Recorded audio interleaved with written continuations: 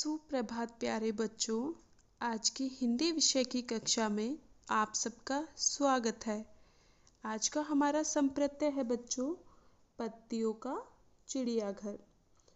इसके कवि है बच्चों अरविंद गुप्ता जी। पत्तियों का चिड़ियाघर यह एक कविता है बच्चों। इस कविता में आज हम विभिन्न प्रकार की पत्तियों के विषय में पढ़ेंगे कि पत्तियां अलग अलग आकार की होती हैं, अलग अलग रंगों की होती हैं और हम पत्तियों से कौन कौन से खेल खेल सकते हैं। हम अलग अलग तरह की पत्तियों से विभिन्न आकार की आकृतियां भी बना सकते हैं। तो चलिए पढ़ते हैं हम इस कविता को। पत्तियों का चिड़ियाघर। पेड़ों के कपड़े हैं पत्ते, पेड़ उन्हीं को पहने रहते। पेड़ों के बस्ते में होते खेल खिलौने सस्ते सस्ते।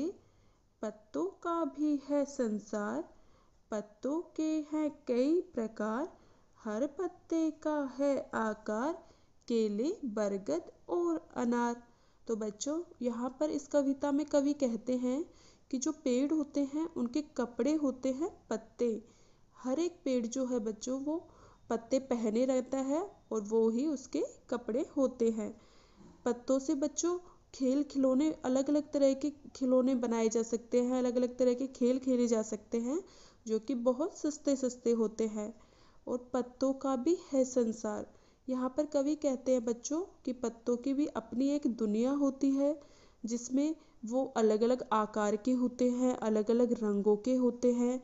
जैसे आपने देखे हो तो हर पेड़ के पत्ते जो है अलग आकार के होते हैं, जैसे केले बरगद अनार। कोई भी पेड़ आप देखोगे तो हर एक पेड़ के पत्ते कुछ अलग आपको नजर आएंगे। आगे है बच्चों पत्तों को छूकर तो देखो, उनसे हाथ मिलाओ तुम। हंसी खेल में बातचीत में उनको मित्र बनाओ तुम। यहाँ पर कवि आपसे कह रहे हैं बच्चों कि आप सब पत्तों से हाथ मिलाओ, उनके साथ में खेलो, उनसे बातचीत करो और उनको अपना मित्र बनाओ। अखबारों की तह के भीतर उनको नींद सुलाओ तुम। अगर नींद से जाग उठे तो गुनगुन गीत सुनाओ तुम। तो बच्चों यहाँ पर कवि कह रहे हैं कि जो पेड़ों के पत्ते होते हैं उनको आप अखबार के अंदर या अपनी कॉपियों किताबें जो भी हैं आपके पास उनके अंदर रखकर उनको सुलाओ, मतलब उनको छोड़ दो। और जब आप देखोगे कुछ दिनों के बाद में तो वो पत्ते आपको गुनगुन गुन गीत सुनाएंगे। कैसे? क्योंकि पत्ते बच्चों जब सूख जाते हैं तो उनको जब आप खोलोगे हिलाओगे डुलाओगे तो उनसे एक अलग तरह की आपको आवाज़ सुनाई देगी। तो वो उसके लिए आपसे कवि कह रहे हैं कि वो आपको गुनगुन गुन गीत सुनाएंगे। इन सूखे पत्तों से खेलो, मिलकर इन्हें सजाओ तुम। ये सारे दिलचस्प नमूने कागज पर चिपकाओ तुम। यहाँ पर कवि कहते हैं बच्चों कि जो पेड़ों के पत्ते हैं उनसे अलग अलग खेल खेलो तुम, उनको सजाकर अपनी कॉपी में चिपकाओ और अलग अलग तरह के नमूने बनाओ। आप उनसे काफ़ी कुछ बना सकते हो, अलग अलग आकृति आप उनसे बना सकते हो। पीपल पेड़ पूछ डंडी की, पैर कनेर के इमली की नाक। हरे घास की लंबी मूछ, कहीं बबूल कहीं पेढ़ाक।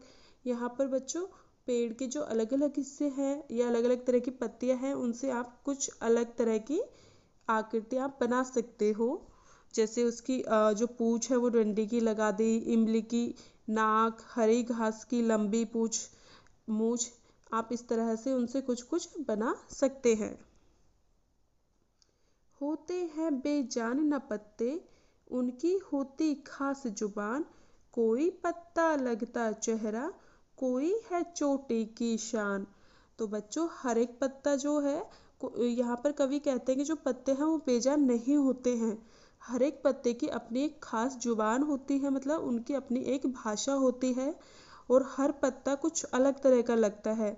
कुछ पत्ते जो हैं वो चेहरे की तरह लगते हैं। यहाँ पर भी आप देख सकते हैं बच्चों कि पत्तों को मिलाकर एक आकृति बनाई है जो कि एक चेहरे की तरह हमें दिख रही है। तो इस तरह हम पत्तियों से अलग अलग तरह की चीजें बना सकते हैं। कोई है चोटी की शान। पेड़ों के पत्तों से बच्चों बनता सुंदर चिड़ियाघर। सैर करो तुम आज उसी की, जल्दी आओ करो सफर। तो बच्चों इस तरह से पेड़ों के पत्ते जो हैं उनसे एक सुंदर सा चिड़ियाघर भी बनता है। तो आज आप अलग अलग तरह के आकृतियाँ पत्तियों से बनाओ और आज तुम उसी की सैर करो, जल्दी आओ करो सफर। तो आप सब बच्चे पेड़ों के जो पत्ते हैं उनसे कुछ कुछ बनाइए और उसको देखिए और उसकी सैर करिए। तो बच्चों आप सबको ये कविता समझ आई। अब आप सब बच्चे इस कविता को पढ़ेंगे और याद करेंगे। धन्यवाद बच्चों।